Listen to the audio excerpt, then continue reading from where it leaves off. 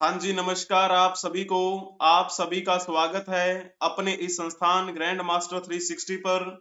जैसे कि आपको पता है, प्रीलिम्स 2024 को ध्यान में रखते हुए हम आपके लिए टेस्ट सीरीज लाए हैं।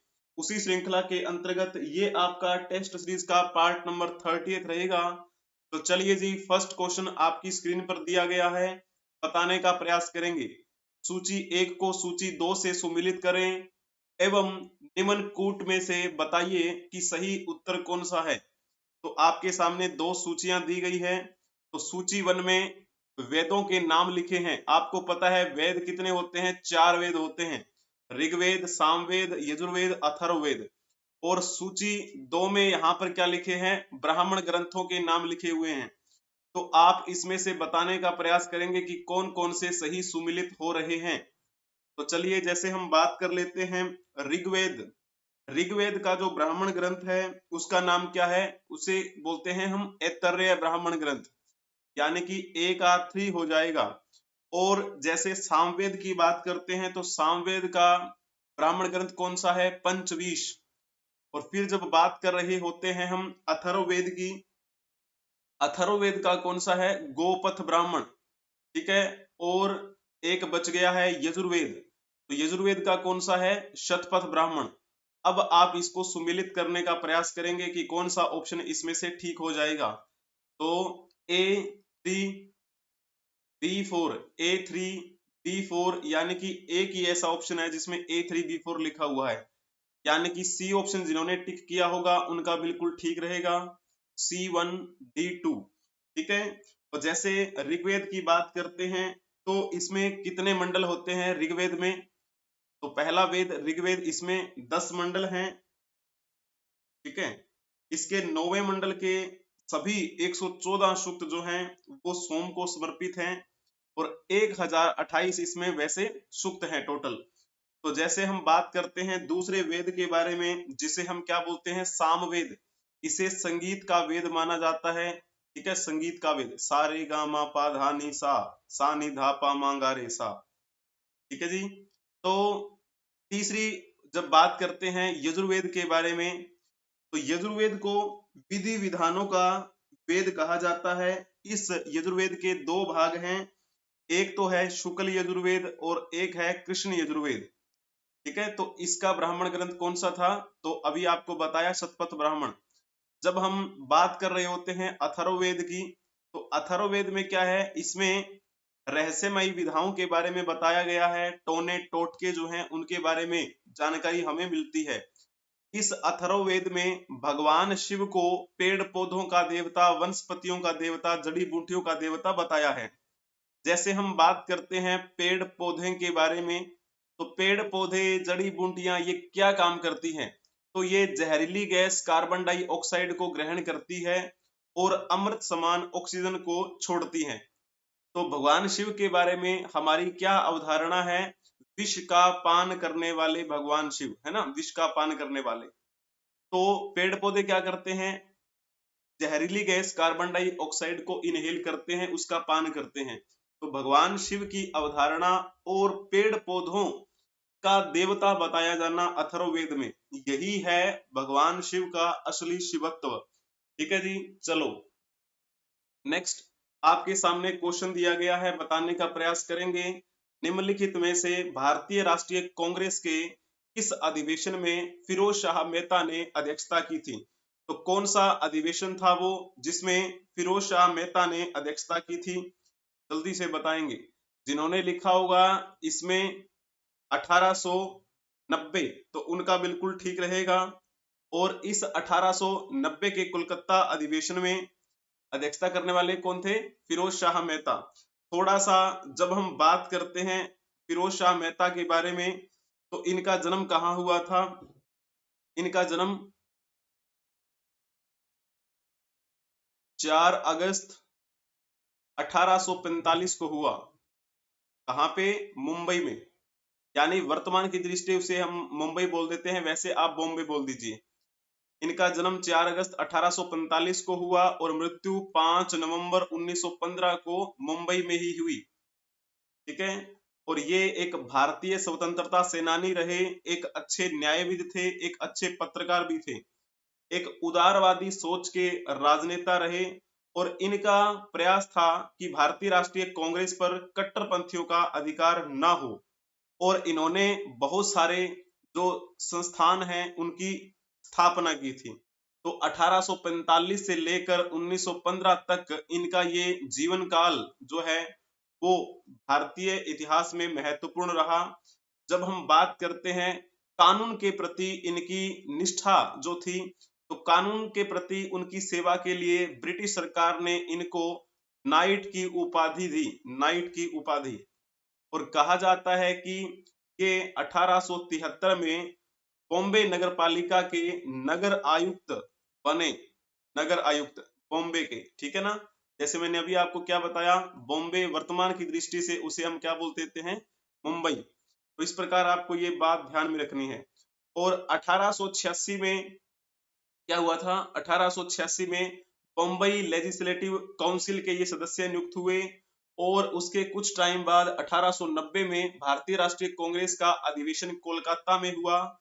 और इस 1990 के कोलकाता अधिवेशन में इनको अध्यक्षता करने का भी मौका मिला। तो इस प्रकार आपको ये बात ध्यान में रखनी है, ठीक है। तो बाकी जैसे ऑप्शन में दिया गया है उनके बारे में भी थोड़ी सी जानकारी हासिल कर लेते हैं। 1896 का कोलकाता अधिवेशन जो हुआ था, इसमें अध्यक्षता किसने की थी, अगर आप बता दें तो बहुत बढ़िया हो जाए ना। 1896 के कोलकाता अधिवेशन में रहीमतुल्लाह सयानी ने अध्यक्षता की थी। और यही वो 1896 का कोलकाता अधिवेशन है जिसमें पहली बार वंदे मातरम गीत गाया गया। वंदे मातरम बंकिम चंद्र चट्टोपाध्याय के द्वारा लिखा हुआ है ना। तो पहली बार ये गाया गया था, वंदे मातरम सुजलाम सुफलाम मल्य सीतराम सस्य श्यामलाम मातरम वंदे मातरम, ठीक है। तो आपको इसके बारे में तो पता है ही। अब जैसे बात करते हैं हम ऑप्शन थर्ड के बारे में। ऑप्शन थर्ड लिखा है 1906 का कोलकाता अधिवेशन। तो इस 1906 के कोलकाता अधिवेशन में अध्यक्षता किसने की थी, दादा भाई नौरोजी। दादा भाई नौरोजी एक पारसी व्यक्ति थे और इनको क्या कहा जाता है, इनको grand old man of India के नाम से जाना जाता है। और इनकी एक पुस्तक आई थी मतलब जो 1901 में प्रकाशित हुई, उसका नाम था poverty and un British rule in India. उसमें इन्होंने बताया है कि किस प्रकार से अंग्रेज भारत से धन बाहर लेकर जा रहे हैं। धन की निकासी के सिद्धांत के बारे में बताया था दादा भाई नौरोजी ने। और जैसे आपको पता है भारतीय राष्ट्रीय कांग्रेस का दूसरा अधिवेशन जो 1886 में कोलकाता में हुआ था, उसमें भी अध्यक्षता इन्होंने की थी, ठीक है ना। तो अब चलो डी ऑप्शन के बारे में बात कर लीजिए। 1917 कोलकाता अधिवेशन। 1917 के कोलकाता अधिवेशन में अध्यक्षता करने वाले कौन थे, तो नाम आता है एनी बेसेंट का। एनी बेसेंट भारतीय राष्ट्रीय कांग्रेस के अधिवेशन में अध्यक्षता करने वाली पहली महिला थी। इनसे पहले कोई भी महिला अध्यक्ष नहीं बनी थी, यानी आप ये कह सकते हैं एनी बेसेंट पहली अध्यक्ष रही, पहली महिला अध्यक्ष रही, ठीक है। पहली अध्यक्ष तो नहीं बोलेंगे, पहली महिला अध्यक्ष बोलेंगे। तो वैसे अगर कहा जाए भारतीय राष्ट्रीय कांग्रेस के पहले अधिवेशन में अध्यक्षता किसने की थी, आपको पता है 28 दिसंबर 1885 को बॉम्बे के गोकुलदास तेजपाल संस्कृत कॉलेज में भारतीय राष्ट्रीय कांग्रेस की स्थापना की गई थी ए ओ हयूम के नेतृत्व में। तो 1885 में ही अधिवेशन हुआ था बॉम्बई में। और इस बॉम्बई में यानी कि भारतीय राष्ट्रीय कांग्रेस के प्रथम अधिवेशन में अध्यक्षता किसने की थी, व्योमेश चंद्र बनर्जी ने। इस प्रकार आपको ये पॉइंट ध्यान में रखना है। चलो जी नेक्स्ट आपके सामने दिया गया है, इसमें आप बताने का प्रयास करेंगे। चतुर्थ आंग्ल मैसूर युद्ध के दौरान कौन सा ब्रिटिश अधिकारी यहाँ पर कार्यरत था। जब हम बात करते हैं अंग्रेजों की वर्सेस मैसूर राज्य की, है ना, तो आपको पता है टोटल कितने युद्ध हुए थे, तो टोटल 4 युद्ध हुए थे। जब हम बात करते हैं फर्स्ट आंग्ल मैसूर युद्ध कब हुआ था, तो ये आपको पता है 1767 से लेकर 1769 तक चला। जब हम दूसरे आंग्ल मैसूर युद्ध की बात करते हैं तो ये 1780 से लेकर 1784 तक चला था, ठीक है ना। और इस दूसरे आंग्ल सिख युद्ध के दौरान कौन सा ब्रिटिश अधिकारी था? तो आपको पता है वॉरेन हेस्टिंग्स का टाइम पीरियड चल रहा था, वॉरेन हेस्टिंग्स। और वॉरेन हेस्टिंग्स बंगाल का अंतिम गवर्नर भी रहा और बंगाल का प्रथम गवर्नर जनरल भी रहा। फिर जब हम बात करते हैं तीसरे आंग्ल सिख युद्ध के बारे में, ये 1790 से लेकर 1792 तक चला। जब हम बात करते हैं इस तीसरे के बारे में, तो कौन सी संधि हुई थी? श्रीरंगपट्टनम की संधि के साथ ये युद्ध समाप्त हो गया। और इस समय कौन सा ब्रिटिश अधिकारी था? यहाँ पे आप कहेंगे कॉर्नवालिस का टाइम पीरियड चल रहा था, है ना। तो ये बात हुई। अब जैसे फोर्थ की बात करते हैं, यानी कि चतुर्थ आंग्ल मैसूर युद्ध की, तो ये युद्ध कब हुआ था? 1799 में हुआ। और इस युद्ध में जो वेल्जली यहाँ पर आया हुआ था, वेल्जली, ठीक है। और वेल्जली का टाइम पीरियड कब से कब तक रहा? यानी डी ऑप्शन जिन्होंने टिक किया है ना, उनका बिल्कुल ठीक रहेगा। इस वेल्जली का टाइम पीरियड 1798 से लेकर 1805 तक रहा। यही है वो वेल्जली जो सहायक संधि लेकर आया था। यही है वो वेल्जली जिसके समय में चतुर्थ आंग्ल मैसूर युद्ध हुआ, जिस युद्ध के दौरान टीपू सुल्तान की मृत्यु हो गई थी, ठीक है। तो इसमें आपको घबराना नहीं है, बिल्कुल सिंपल सा है ये। तो ये पॉइंट आपका वेल्जली से संबंधित हुआ। तो सहायक संधि ये कब लेकर आया था? तो वैसे तो 1798 की बात है सहायक संधि। और इस सहायक संधि पर सबसे पहले साइन किसने किए थे? आप बता दीजिएगा कमेंट में, ठीक है ना।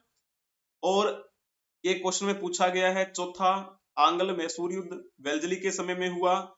और जैसे मराठाओं की बात करते हैं, अंग्रेजों के मराठाओं के साथ कुल 3 युद्ध हुए थे। तो दूसरा आंग्ल मराठा युद्ध जो था वो भी वेल्जली के समय में ही हुआ। दूसरा आंग्ल मराठा युद्ध, मराठाओं के साथ टोटल 3 युद्ध हुए।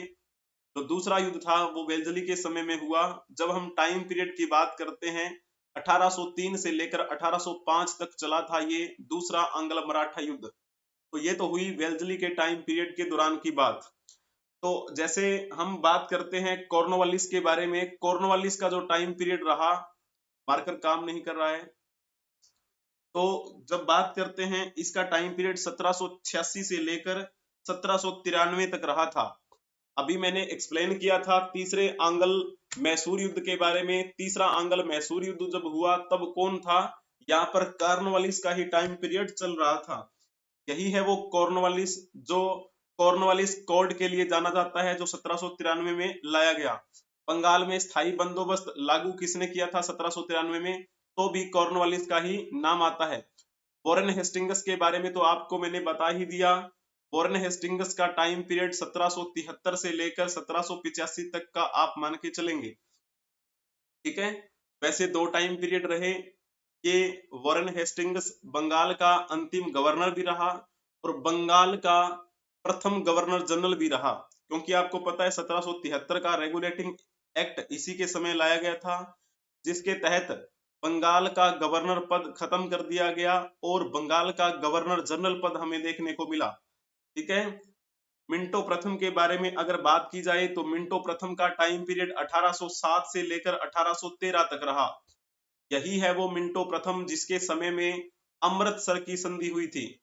अमृतसर की संधि सिखों और अंग्रेजों के बीच में हुई, ठीक है ना। ये कब की बात है? ये बात है 1809 के आसपास की। तो इसमें आपको गलती नहीं करनी है। ये मिंटो प्रथम है। मिंटो सेकंड तो बहुत बाद में आया था, जिसके समय में आपको पता है मार्ले मिंटो सुधार लाया गया था। तो वो मार्ले मिंटो सुधार जो लाया गया वो मिंटो सेकंड के समय की बात है, लेकिन ये मिंटो प्रथम के समय की बात है, अमृतसर की संधि।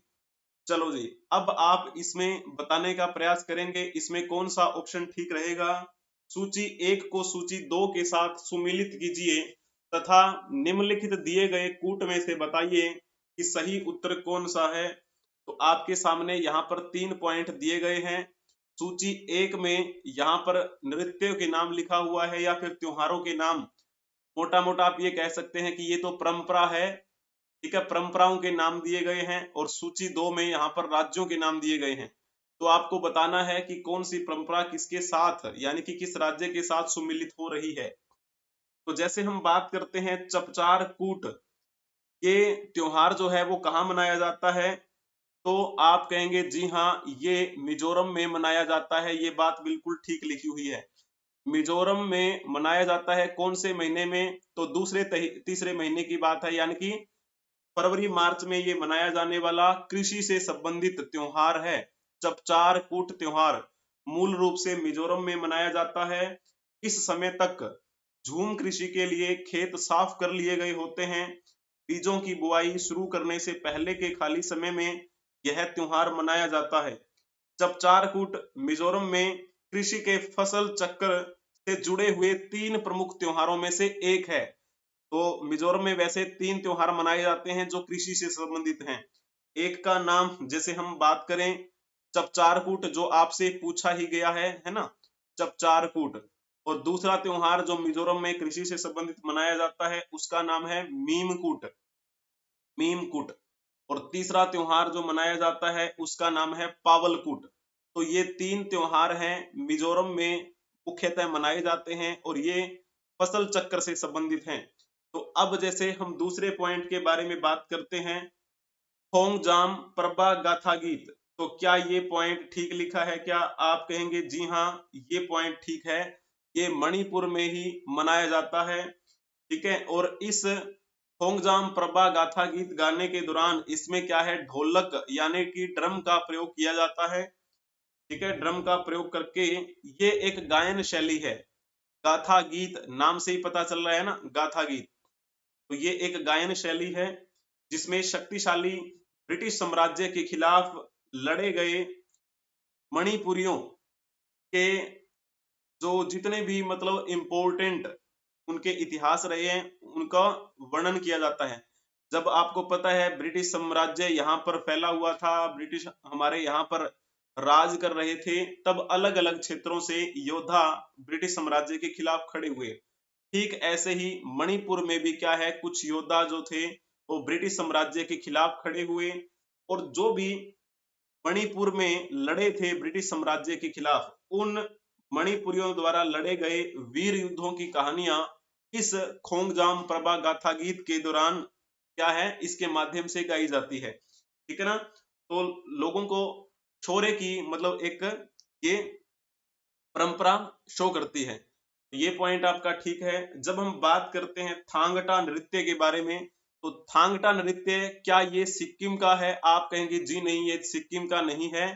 थांगटा नृत्य भी मणिपुर का ही है। खोंगजाम प्रभा गाथा गीत भी मणिपुर का है, थांगटा नृत्य भी मणिपुर का है। वैसे अगर थांगटा नृत्य ये नाम से लग रहा है कि ये डांस होगा, लेकिन ये मणिपुर की प्राचीन एक युद्ध कला है, प्राचीन युद्ध कला। मणिपुर भाषा में थांग का मतलब क्या होता है? मणिपुरी में अगर देखेंगे तो थांग का मतलब लिया जाता है तलवार, तलवार। और टा का मतलब होता है जैसे बर्छी होता है ना, बर्छी। तो ये मुख्य भावार्थ हैं थांगटा शब्द का। थांगटा यहाँ के धार्मिक अनुष्ठानों और नृत्यों से भी जुड़ा हुआ है। मणिपुर की थांगटा युद्ध कला मणिपुर की अति प्राचीन मार्शल आर्ट कला हुएन लालोंग का ही एक बदला हुआ स्वरूप है।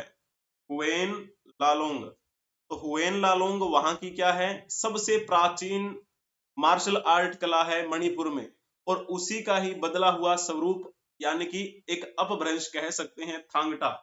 ठीक है, इस प्रकार ये अनुष्ठानों से भी जुड़ा हुआ है, नृत्य से भी जुड़ा हुआ है, और मार्शल आर्ट इसका जो क्या है बेसिक है।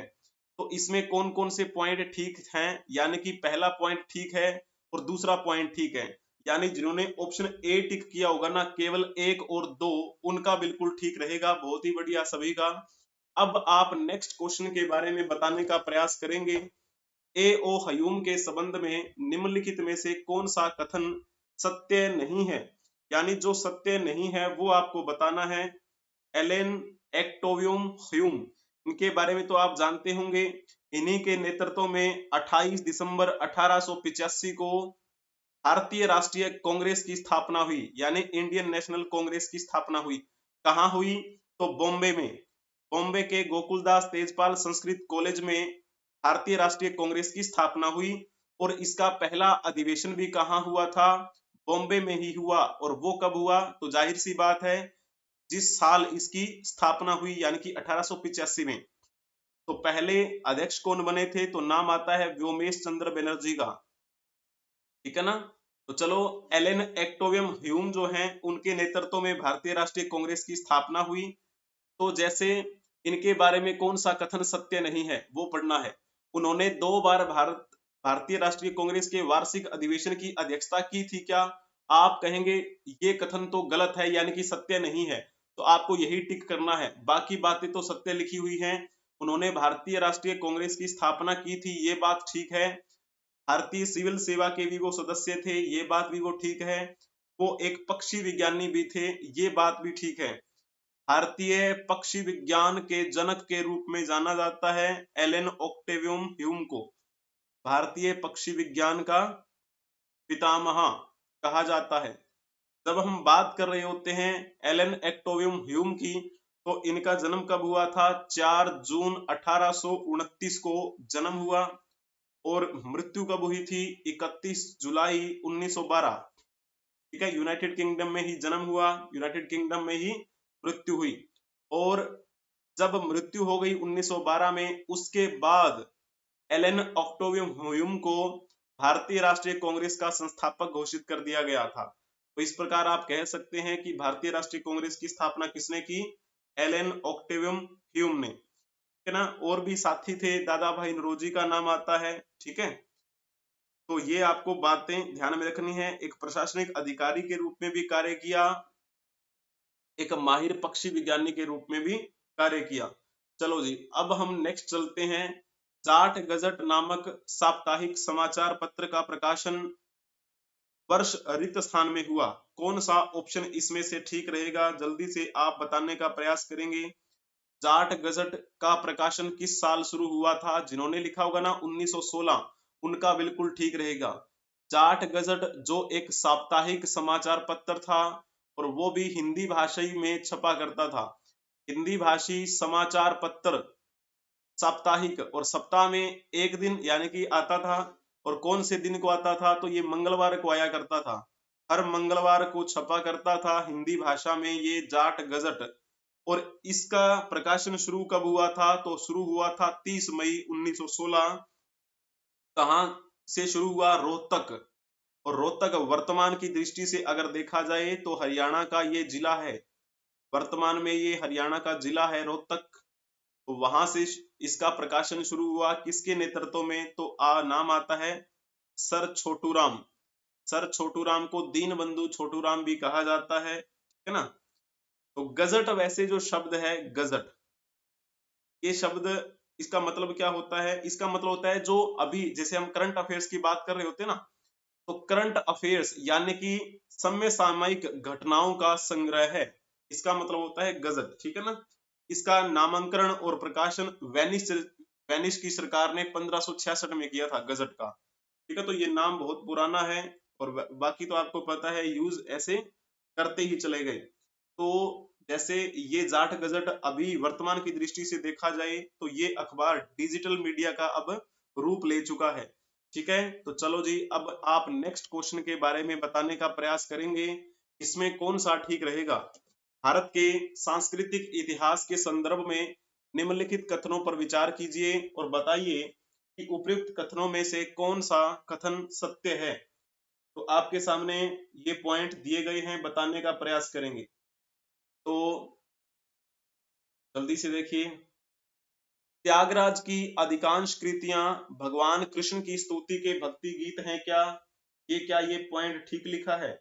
आप कहेंगे जी नहीं, ये बात ठीक नहीं लिखी हुई है, क्योंकि त्यागराज के द्वारा लिखी गई कृतियां भगवान कृष्ण को नहीं बल्कि श्री राम जी को समर्पित हैं, है ना। तो ये आपका यूपीएससी में पूछा गया था एक बार, अभी 2018 में ही पूछा गया था ये।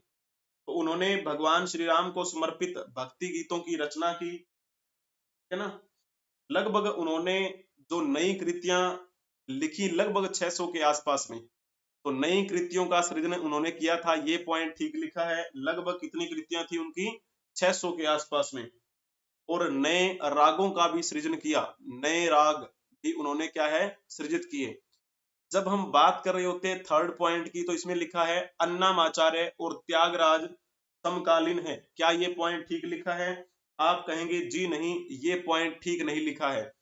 जब हम अन्नामाचार्य की बात करते हैं, अन्नामाचार्य जो थे ना वो एक तेलुगु संत कवि थे, अन्नामाचार्य तेलुगु संत कवि।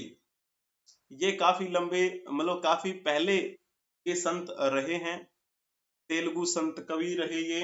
और कहा जाता है कि इन्होंने कर्नाटक संगीत की रचना की थी, यानी कि कर्नाटक संगीत के रचयिता कौन थे, तो अन्नामाचार्य का नाम आता है। और लगभग कहा जाता है कि इनका जन्म 1408 ईस्वी में हुआ था और इनकी मृत्यु 1503 ईस्वी में हुई थी। और दक्षिण भारत के पहले संगीतज्ञ थे जिन्होंने संकीर्तन की रचना की, संकीर्तन की रचना की, ठीक है ना। तो पहले व्यक्ति थे दक्षिण भारत के, ऐसा कहा जाता है। और जब हम बात कर रहे होते हैं त्यागराज के बारे में, तो त्यागराज क्या इनके समकालीन थे, तो नहीं थे समकालीन। तो फिर त्यागराज का जो टाइम पीरियड है वो तो लगभग काफी साल बाद, यानी कि लगभग 200 सालों का गैप है। तो 1767 ईस्वी में त्यागराज का जन्म हुआ था। वर्तमान में जो हमारा राज्य है ना तमिलनाडु, तो तमिलनाडु राज्य के तंजावुर जिले में उनका जन्म हुआ था त्यागराज का। और संगा जो कर्नाटक संगीत की रचना करने वाले थे ना अन्नामाचार्य, उसी कर्नाटक संगीत को इन्होंने अच्छे ढंग से समझा और कर्नाटक संगीत के महान ज्ञाता बने और भक्ति मार्ग के कवि बने ये त्यागराज, ठीक है ना। तो फिर आपके सामने फोर्थ पॉइंट भी चेक कर लीजिए, अन्नामाचार्य कीर्तन भगवान वेंकटेश्वर की स्तुति के भक्ति गीत हैं। आप कहेंगे जी हाँ ये बात बिल्कुल ठीक लिखी हुई है। भगवान वेंकटेश्वर के बारे में तो आपको पता होगा, पर्वतों के देवता कहे जाते हैं भगवान वेंकटेश्वर, पर्वतों के देवता। तो अन्नामाचार्य जो कीर्तन है वो भगवान वेंकटेश्वर की स्तुति के भक्ति गीत हैं। तो 4 पॉइंट आपके सामने दिए गए थे, चारों में से कौन कौन सा ठीक है, दूसरा पॉइंट ठीक है और चौथा पॉइंट ठीक है। यानी कि केवल 2 और 4 जिन्होंने टिक किया होगा उनका बिल्कुल ठीक रहेगा। Option D will be right answer for this question, ठीक है जी। चलो बहुत ही बढ़िया है, अति उत्तम। अब आप नेक्स्ट क्वेश्चन के बारे में बताने का प्रयास करेंगे। गोपाल कृष्ण गोखले ने निम्नलिखित में से किस वर्ष भारतीय राष्ट्रीय कांग्रेस की अधिवेशन की अध्यक्षता की थी? जल्दी से आप बताने का प्रयास करेंगे। गोपाल कृष्ण गोखले ने 1905 में हो रहे भारतीय राष्ट्रीय कांग्रेस के बनारस अधिवेशन की अध्यक्षता की थी, ठीक है ना। 1906 का भारतीय राष्ट्रीय कांग्रेस का अधिवेशन कहाँ हुआ? बनारस में। उस बनारस अधिवेशन में अध्यक्षता की थी। जब हम बात कर रहे होते हैं गोपाल कृष्ण गोखले के बारे में, इनका जन्म कब हुआ था? इनका जन्म 9 मई 1866 को हुआ था कोटलक में, ठीक है। और इनकी मृत्यु मुंबई में हुई थी कब? 19 फरवरी 1915 मुंबई में। गोपाल कृष्ण गोखले भारत के एक स्वतंत्रता सेनानी, समाज सेवी, अच्छे विचारक और समाज सुधारक थे। और इनके जब हम गुरुजी के बारे में बात करते हैं, गोपाल कृष्ण गोखले के गुरुजी कौन थे, तो नाम आता है M G Ranade. M G Ranade का मतलब क्या होता है? महादेव गोविंद रानाडे गोपाल कृष्ण गोखले के ये गुरुजी थे, ठीक है ना। तो गोपाल कृष्ण गोखले ने अपने गुरुजी से वित्तीय मामलों की अद्वितीय समझी, ठीक है ना। तो इस प्रकार आपको ये बात ध्यान में रखनी है, बहुत ही बढ़िया है। गोपाल कृष्ण गोखले खुद भी गुरु थे, अगर आपको पता हो। यानी कि इनके शिष्य का नाम क्या था? तो इनके शिष्य का नाम था महात्मा गांधी। तो ये खुद महात्मा गांधी के गुरु थे और इनके गुरु महादेव गोविंद रानाडे थे। इस प्रकार आपको ये बिंदु ध्यान में रखना है। गोपाल कृष्ण गोखले ने 1905 के अधिवेशन में अध्यक्षता की थी, ठीक है। और इनकी जो वित्तीय समझ थी वो बहुत ही बेहतरीन थी, इकोनॉमिक्स पॉइंट ऑफ व्यू से देखा जाए। और फिर इनको क्या बोला जाता है? इनको ग्लेडस्टोन के नाम से जाना जाता है, उन्हें भारत का ग्लेडस्टोन भी कहा जाता है, ठीक है ना। इस प्रकार आपको ये बिंदु इनसे संबंधित ध्यान में रखने हैं। 1905 में इन्होंने क्या किया था? 2 काम किए, एक तो इस अधिवेशन में अध्यक्षता की और दूसरा काम इन्होंने किया था सर्वेंट्स ऑफ इंडिया सोसाइटी की स्थापना। सर्वेंट्स ऑफ इंडिया सोसाइटी की स्थापना किसने की थी? तो नाम लिख देना आप, गोपाल कृष्ण गोखले का कब की? 1905 में। कई बार आपको पढ़ने को मिलेगा servants of people society. Servants of people society की स्थापना लाला लाजपत राय ने की थी, इन्होंने नहीं की थी, ठीक है ना। तो इसमें थोड़ा सा आपको ध्यान में देना है, गलती इसमें बिल्कुल भी आपकी नहीं होनी चाहिए। चलो कोई बात नहीं, बाकी ऑप्शन जो दिए गए हैं उनके बारे में भी बात कर लेते हैं। 1890 का जो कोलकाता अधिवेशन हुआ था, है ना, तो उसमें अध्यक्षता किसने की थी 1890 वाले में? तो मैंने थोड़ी देर पहले एक क्वेश्चन में आपसे पूछा भी था, ठीक है ना, फिरोज शाह मेहता के बारे में। तो इस कोलकाता अधिवेशन में फिरोज शाह मेहता ने अध्यक्षता की थी। वह क्लियर? बहुत ही बढ़िया। फिर जब हम बात कर रहे होते हैं ऑप्शन बी के बारे में, इसमें क्या लिखा हुआ है? 1896।